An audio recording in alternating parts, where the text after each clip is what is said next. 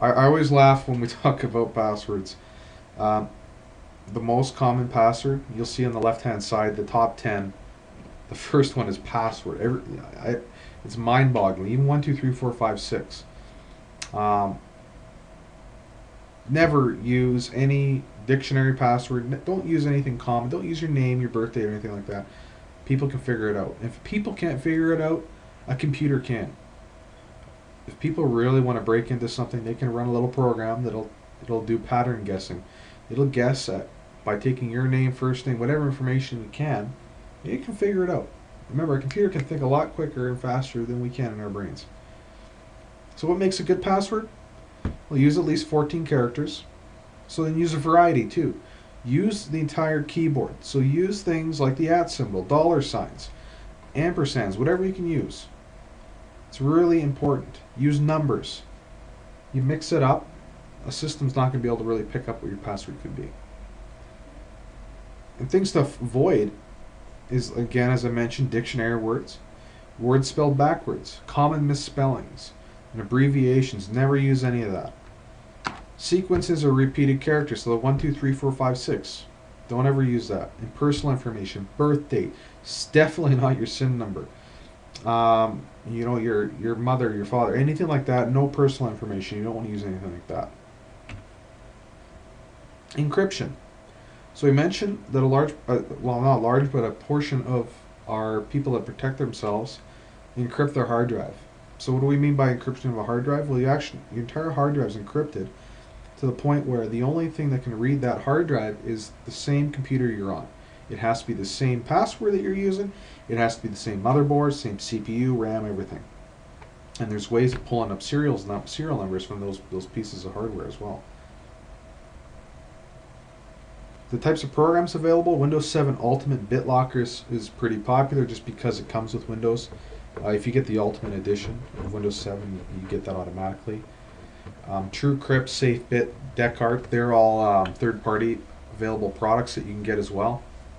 And again, they'll do the same thing. They'll encrypt your hard drive in the event if it does get stolen. If they don't have the password, it's not like they can pull out the hard drive and go throw it in another computer. It just doesn't work that way. Data backup. We always encourage, and especially when we deal with service for clients, the 3 steps to data backup. Number 1, mirrored hard drives. So you always have 2 hard drives in your computer. It's really important. They can be mirrored against each other. Have an external hard drive where the system's automatically backing up to, you can get cheap USB drives. Doesn't cost much. Online backup. This is relatively new, and we've actually recently partnered with Carbonite to start offering on backup where your computer is automatically updated to the web. As files change, it's incrementally updating the data to the web. So what are mirrored hard drives? We call it RAID 1. What it is 2 hard drives in a computer, and they mirror each other. So if one of the hard drives fails, the other one keeps going because the 2 of them are mirrored against each other. Typically with a client of ours, we'll get a notification if a hard drive fails. We'll go in and we'll flip out the one that's failed with a new hard drive. It then resyncs itself up, which typically takes 24, 48 hours, and then you're back in business. External hard drives, just USB. You can set up what we do, especially on servers, as part of our backup. We just plug it into the server. We set up a schedule of backup every night or incrementally, whatever the needs are of the customer, and it just backs up to the drive. And the reason you want to have this, again, where the mirrored drives is there for in the event of a failure of another hard drive, this is there in the event of failure of the server. Finally, online backup. Online backup is there to protect you. This is an off-site solution. This is there to protect you in the event there's fire or theft. So if your computer is stolen, your hard drives and backups are stolen on site, or there's a fire that destroyed everything, you have an online backup solution you can pull back from. Another idea too, even with the USB drive, if we pop back for a second external hard drives, we also, depending on certain data, we get a lot of clients to take a hard drive off-site as well. And that's how we've been doing it for the last little while, especially since when tape drives were popular 10, 15 years ago. You'd always take one off-site just in the event there was some kind of tragedy. Another preventative measure is installing tracking software. You can get tracking software in from $10, $20 a month.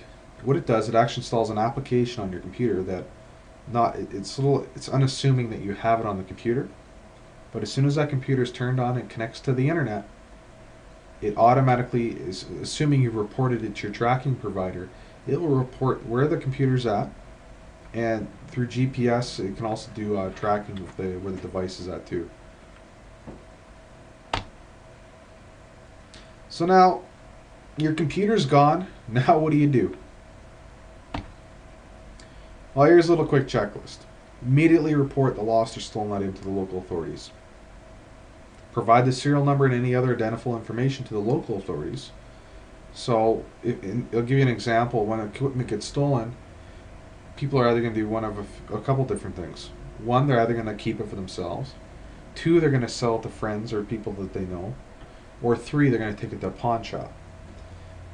If they do take it to a pawn shop, most pawn shops, especially in Calgary area, are required to report all serial numbers of electronic equipment or anything that has a serial number back to the police department. And they also have to put those those sold goods on the shelf away from excuse me, from customer purchase prior to actually selling it, just in case it was stolen. Also need to determine if there's sensitive information on your computer, in case you need to report that to anybody. If you have any clients, you might have some sensitive info, you might need to make them aware of that. You contact your tracking software company and report the computer stolen. By doing this, the tracking software company, they give you an option. And again, depending on the provider you're on, but most of them will give you the option that as soon as that computer connects to the internet, they can send a signal back to the computer saying delete everything. Again, you only want to do this if you left your laptop in the back seat of your car and you forgot to look there. You're probably going to be a little upset if somehow the Wi-Fi gets turned on while you're cruising around, and they wipe everything. That wouldn't be good. Or you accidentally did find the computer later on. But if you're absolutely certain that someone took that laptop and maybe left it in another country, it might not be a bad idea to wipe everything. You also want to disable your online backup.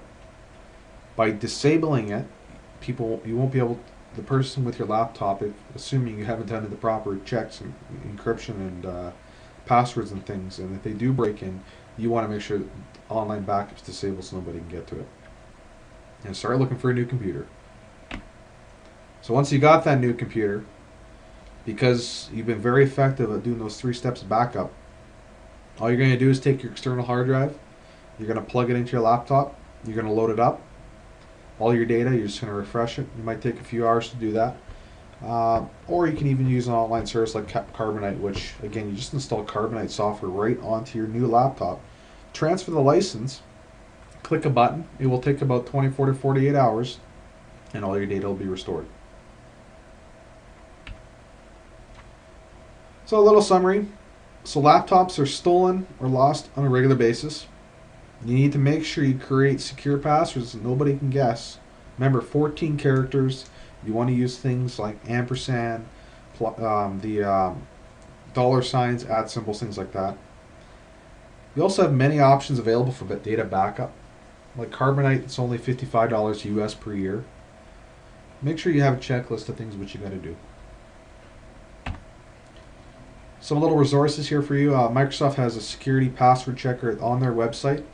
It'll actually tell you how secure that password is. And of course, there's our website, eligeoit.com, for more information, webinars, and also we have a blog in there with lots of information, as well as our services listings that might be of help to you too. Well, thanks for tuning in. Until our next webinar, we'll see you then. Bye for now.